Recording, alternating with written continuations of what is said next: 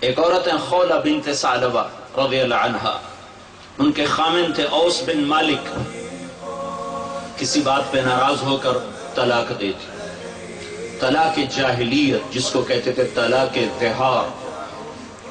طلاق ظہار کیا تھا؟ کوئی شخص اپنی بیوی سے کہتا تو میرے لیے میری ماں کی پشت کی طرح ہے، انت علی کا ظہر امی، تو اس پر 3 طلاق پڑھتے تھے اور وہ عورت ہمیشہ کے لیے حرام ہوتی تھی۔ وہ کہیں اور نکاح کر کے طلاق لے کر بھی پہلے خامد سے شادی نہیں کر سکتی تھی۔ یہ تھا جاہلیت کا دستور، طلاق کس طرح پڑتی تھی۔ تو خولہ کو خامد نے کہہ دیا انت علی کا ظہر امی، وہ تو سر پیٹ کے بیٹھ گئی کہ یہ تو نے کیا کر دیا، پچھلی عمر میں مجھے تو نے طلاق دی اور ایسی طلاق دی کہ نہ میں تیرے ساتھ رہ سکوں نہ تو۔ وہ سیدھی اٹھ کے گئی اللہ کے نبی کے پاس۔ حضرت عائشہ کے گھر کی باری تھی، حضرت عائشہ آپ کو کنگھی فرما رہی تھی، کنگھی کر رہی تھی، تو آ کے بیٹھ گئی یا رسول اللہ میرے خامن نے مجھے طلاق زہار دی ہے، آپ کا کیا حکم ہے؟ تو چونکہ ابھی اللہ کی طرف سے کوئی حکم نہیں آیا تھا تو آپ نے جو وہاں علاقائی رواج تھا اس کے مطابق آپ نے فرمایا حرمتی علیہ، خولہ طلاق ہو گئی، نکاح ختم۔ کہ یا رسول اللہ آپ نظر ثانی فرمائیں، آپ نظر ثانی فرمائیں۔ اکل مالی وافنا شبابی وانشق له بطنی، یا رسول اللہ میری جوانی ڈھل چکی ہے، میں اور شادی نہیں کر سکتی، میرا شباب ختم ہو چکا ہے، میرا پیسہ ختم ہو چکا ہے، وتفرق اہلی، ماں باپ میرے مر چکے ہیں، میں کس کے جا کے دروازے پر بیٹھوں؟ آپ نظر ثانی فرمائیں۔ آپ نے پھر فرمایا حرمتی علیہ، تو حرام ہو گئی۔ اس نے پھر کہا یا رسول اللہ آپ نظر ثانی فرمائیں، تو آپ چپ ہو گئے کہ سنتی نہیں مانتی نہیں، تو آپ نے سر جھکا لیا۔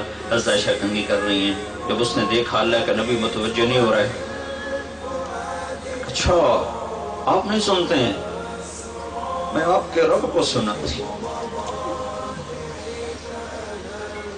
دوستی تھی، تعلقات استوار تھے، سفارتی مراسم ٹھیک تھے، کہ آپ نہیں سنتے ہیں، میں آپ کے رب کو سناتی۔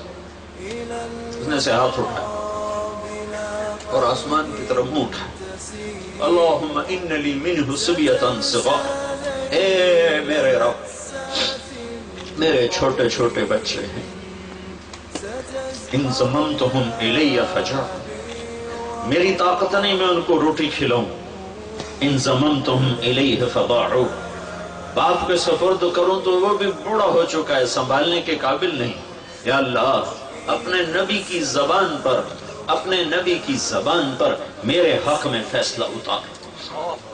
میں قربان جاؤں خولہ کے تعلق اور عشق پر، یہ نہیں کہا کہ فیصلہ اتار، چاہے میں جب فیصلہ آئے گا تو میرے حق میں بھی ہو سکتا ہے، میرے خلاف بھی ہو سکتا ہے، اللہ کو پابند کر رہی ہے میرے حق میں فیصلہ دینا ہے، میرے خلاف نہیں دینا۔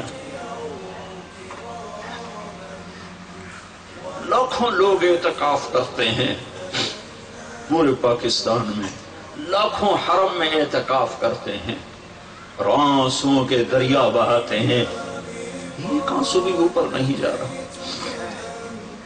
اور اس کے چند قطرے ٹپکے اور عرش ہل گیا۔ یا اللہ میرے حق میں فیصلہ اتار، میرے حق میں، خولہ کے حق میں، اپنے نبی کے خلاف میرے حق میں فیصلہ دے۔ ایک دم اللہ کے نبی پر وحی کے آثار، اور آپ ایسے ہو جاتے تھے، گردن ڈھلک جاتی تھی اور غشی طاری ہو جاتی تھی اور ماتھے پہ پسینہ آ جاتا تھا۔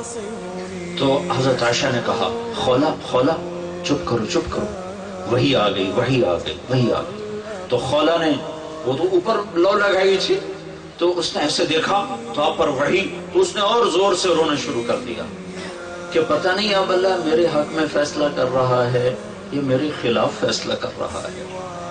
جب وحی ختم ہوئی آپ نے ایسے پسینہ پوچھا اور مسکرائے کہ خولہ مبارک، اللہ نے تیرے حق میں فیصلہ کر دیا۔ صرف فتویٰ نہیں آیا، قرآن آیا۔